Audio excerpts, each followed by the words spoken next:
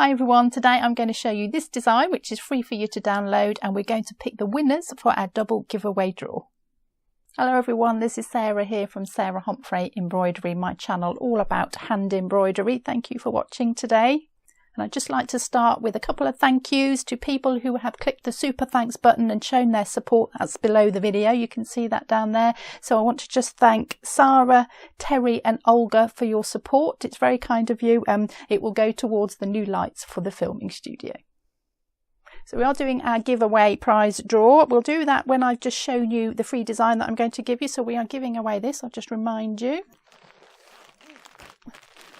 This mighty pack of embroidery goodies, some starter set here, everything in there you need to get going to do some embroidery. 100 different colours of threads as well, which I think is rather amazing. You'll have a lot of fun with that. And we're also going to throw in, which I forgot to mention last time, is a piece of our antique white cotton and a backing fabric as well. So you've got some choices about what kind of embroidery you want to do. So we're going to put that in with the pack too. And it's a double giveaway this time. So our second prize is a set of ring frames. So we have got 6 different ring frames for you to try, have a go, see which one you like the most as well. So we'll be giving those away too. So do keep watching to see if you've won one of those prizes. Now, the one thing that the materials pack didn't have in it is everything to start except a design to stitch. So I thought I would design one for you. But this is for everybody, whether you win the pack or not. So we're going to put this on the free stuff page on the website. You can see that in the description below this video. I'll put a link to that. You can click on that and you can download that for free. So that is for everybody. So this is what I have made for you. And you might recognise this from a gold work one here. I'll put that next to it so you can see it. So we did this one for the 100,000 subscriber celebration draw, and we gave away some actual real gold thread, which was very exciting. And so this is the same design. So I've just taken this design here. I've just done the centre bit. I haven't done the outline bit, but there is an outline in the on the actual PDF. I'll show you that in a second.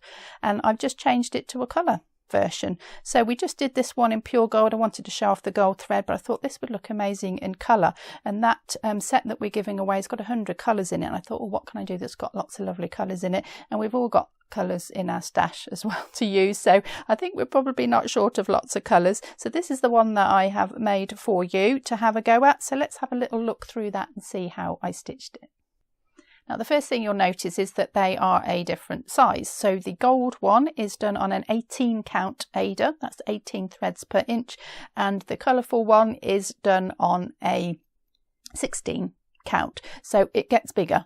The bigger the count, the larger the fabric, the larger the design, obviously. So I've put the sizes in the PDF so you can see what size they will come out depending on what fabric you've got. So do just check you've got the right size fabric before you start. So this is the PDF that you get here. So there is the charted design for you. The border is on here. I haven't done that on my sample, but you can add that on if you like. So we've got that all in colour here. Now I've actually used 19 colours in my piece, but I'll talk a little bit more about that in a minute. You can use fewer if you want to, or even more if you want to. We'll get onto that. So you've got your chart there. Then I've put an image in of the one that I've actually stitched as well. I will also put this on my social media and on the community page and my Patreon page as well, so that you can have a good look, good close-up look and see the stitches if you're struggling to see that at all. And then on the third page, I've just got some details about what I've used. So I've got all the colours that I've got in there. Those are the 19 that I actually used. Those are the sizes of the different count Ada. So you can see what size that will come out. And I've got some of the things that you might need and some little tips on how to work it, which I'm going to actually go through now. I'm going to put this in with the material set, the printed copy in. So you do literally have everything, but don't forget everyone else. It is there on the free stuff page for you to download. Okay, so let's just run through what I've done. Now I have fastened my Ada fabric to a stretcher bar frame. I'm going to come back to the back in a minute because somebody has asked me to show you the back of my work, so I will show you the back in a second. But I've attached it to my frame so it's nice and tight. Made sure you've got the right size piece of fabric before you start. So I've marked the centre as well. Always start your designs in the centre. That means you're not likely to have any too many difficulties with your count going wrong. So do mark the centre. I don't like creasing my fabric and doing it that way. I like to just put a tacking stitch in or measure it and put a pin in or something like that. I don't like big creases creases across the fabric. And the centre is actually marked on the design as a little turquoise dot there, which is the one above the crown. And this happens to be a good place to start because there's not too many changes of colour. So I'll talk about how to tackle this if you're a beginner and if you're advanced as well, but I'll just run through what I've done first. So I started here with the crown and just the yellow colour, and I like to just work one colour at a time and then come and put another colour in afterwards rather than working in rows straight across. So we started with the crown, and this is right down the centre of the design. So if you get that in the right place, then you're probably going to be good at the rest of the piece. So do start in the centre, that is important there. So I work the crown first, and then if you go up from that, it's easy to count the spaces. There's only one space between that and the next element, so you know that that's going to be in the right place. And I think the worst thing about cross stitch is going wrong and getting the count wrong, and you can get in a terrible muddle with that. So make your life a little bit easier and think about it logically, rather than, I wouldn't work the crown and then jump over here and start this bit, because I've got to somehow get that in the right place. So work from what you've already done, and you'll find that helps an awful lot. So then when worked up and did the heart, and you can go all the way up the centre. This is the centre row here, and I'll put some little extra bits on. I'll talk about those in a second.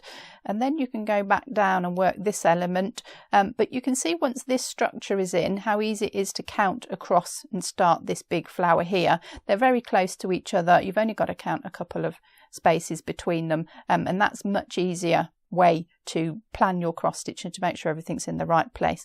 The birds were probably the hardest bit to count. There's some quite weird stuff going on in here, and you can only really see it once you've done it. So I suggest leaving the birds till last. You've had a little bit of practice, you're into the swing of it, you've had a practice changing your colours and that. So I think start with the crown, up and down the centre, then put the big flowers in, and then put the birds in last. So as I mentioned, I have used 19 colours in this, and I have just picked, so let's look at the birds for example. I've just picked a dark, a medium and a light and a very light. I'm not worried about the colour numbers. I don't want you to go, oh, I've got to have that colour number. Just get the right hue. So when I say hue, I mean the name of the colour. So this is blue, so the hue of this bird is blue, and then I've got a dark and a medium and a light and a very light in this case for the blue. So I've got 4 colours in there. So you don't need to go off and buy extra threads to do this. You can look through your stash and you can find your blues, and as long as you've got dark, medium and light, you should be good to do all of this project. In fact, if you can pick the colours from the same colour range, that will help. It's very easy to get 2 different kinds of blue, and actually one isn't darker and lighter than the other. You can check my video out all about colour for the embroidery if that doesn't make any sense to you. There's lots of useful information on how to choose your colours for embroidery. Now, if you're a beginner and you're looking at this and you think that's all a little bit overwhelming, I couldn't possibly do that, I've got a couple of suggestions for you. So you could just take a couple of the motifs. So you could take the little heart motif to start with maybe, or the crown. The crown is very easy. They've just got a few colours in them. You're not looking at that whole thing and panicking and thinking, oh, I can't do that. You're just doing one of the little motifs, and they work quite well on their own. The bird works on its own as well, the heart at the bottom, and these flowers would look really, really beautiful on their own too. So you could just take one motif and just have a go at that while you practice your stitches and your threads, and threading your needles and changing your threads and that sort of thing.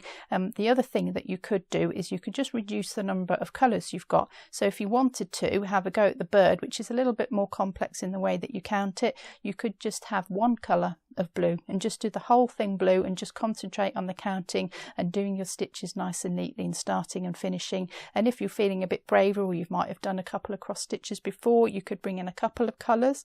You could just put the light ones on the top and on the edges. You don't need to sit and work it all out first. You could be a bit instinctive about it. There's no right or wrong with this. You can't go wrong. It's just your interpretation of it. And in fact, when I was stitching this, I had got a design that I had done, and then I sat down to stitch it and I just kept changing it. I thought, oh, I don't want to do that, but this bit would look nice in this. And it's actually a different design from the one that I showed you in the previous video. I have made the PDF the same as this one. I've stitched, those two are the same, but I just made some changes as I went. I was stitching it and I could see how it's coming out. I thought, oh, you know, this would be nice instead. So absolutely fine to make changes. There isn't a right or wrong. It doesn't have to be exactly the way it is on the chart. So just have a little bit of fun experimenting with this. Now equally, if you are an advanced stitcher and you've done lots of cross stitch and lots of different embroidery, you could go even further than I've gone. I've got 19 colours in it. You could add as many colours as you like, and I'll just show you a few areas where I've done that. So the centres of these flowers here, you can see the purple. So I've got the dark purple in the middle, and then I fade the dark purple into the medium purple. I don't just stop it and start the next one, because then you get a little bit of a stripy look. So I've started it, I've brought in one of the medium, then I've gone dark, then two mediums, then a dark, and then all mediums, and I've sort of faded that out. So you can get quite clever with your shading. If you want to have a little bit more of a go at changing your colours and shading your colours, this is a good opportunity to do it. I've done the same in the pinks. I've got the dark pink here, and this goes into the medium one. Then I got a bit of dark medium and then light around the edge. So I just had a lot of fun with my colours and changing my colours really. There's two colours in here. There's a dark in the middle and the medium one either side of it. The greens, I've got three different greens here. So I've got very dark at the bottom. This is supposed to represent the same flower that's down here. So there's a dark here, and then there's the medium one, and we've got a little light one on the end if you want to. Done the same with the heart, and I've also brought the colours in throughout the whole piece. So there's some red and some pink in here. So the red is mainly in the heart, but you can see I brought a little pink in as well, and there's red and pink mixed in here, and that will just help you to tie your different elements together. If you just do that in one colour and that bit in another, it can all look a little bit disconnected. So if you want to bring it all together, just try bringing those colours throughout your design, and it will tie the whole thing together. Now I've used a stranded cotton throughout this piece. I've used 3 strands for everything, but you could experiment with some different materials as well. This would look wonderful with some metallic threads in it. If metallic threads strike fear into you and you hate them and you want to throw them all out the window, then do check out my video on how to use them. I've got some little hints and tips on what makes and how to make it a little bit easier to use those. But this piece would look really amazing with those in it. So do experiment with your threads as well. And you can see that I've also added some beads on here. So in the design, I've just got little yellow marks here for the stitches, so I was just going to put the little yellow cross in the middle of these, and then I thought, oh, let's add a little bit of sparkle to this. Don't usually need an excuse, and I put some beads in the middle as well. So you could do all of it in beads if you wanted to, the whole thing in beads, or you can just add some little details. You can put some sequins in, you could put some gold in, you could just go crazy on this. So if you are more advanced and you want to have a little bit of fun, you've got the basic design there, but you can just take it further and make it your own with your own materials that you have. Now I'm going to turn this over and we're going to have a look at the back, because I know somebody asked me, sorry I can't remember who that was now, in the previous video, I'd really like to see the back of your pieces. Now I do have a video on the back and whether it matters, and some hints and tips on how to keep the back nice and neat and tidy, and why it's important that you do keep it nice and neat and tidy. So I thought I'll just show you the back of this. There we go.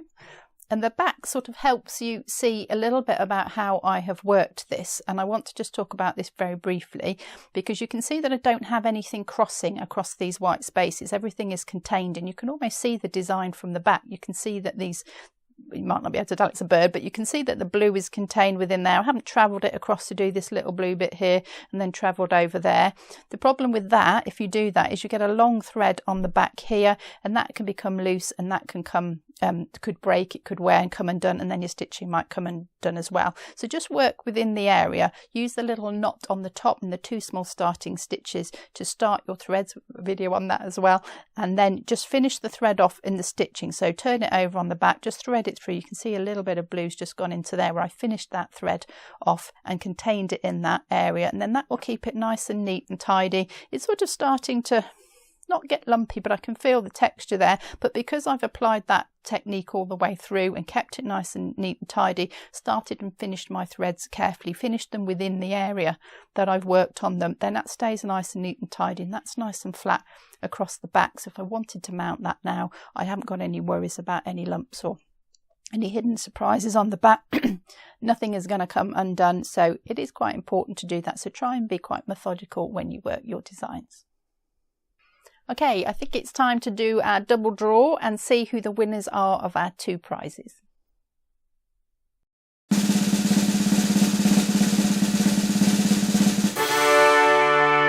So congratulations, Dawn, you are the winner of our magnificent starter set. So let's see who's going to win the frames.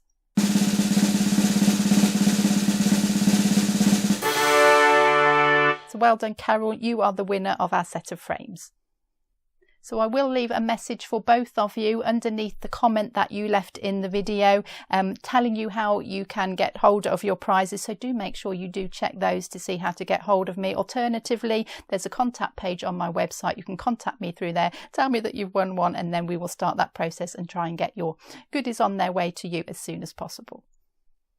So that's it, folks, for the year. I would like to say thank you very much to everybody who's watched, and for Ginger Cat. For the Ginger Cat love. He's a bit sleepy. Yeah, he's going to have a little sleep there. Okay.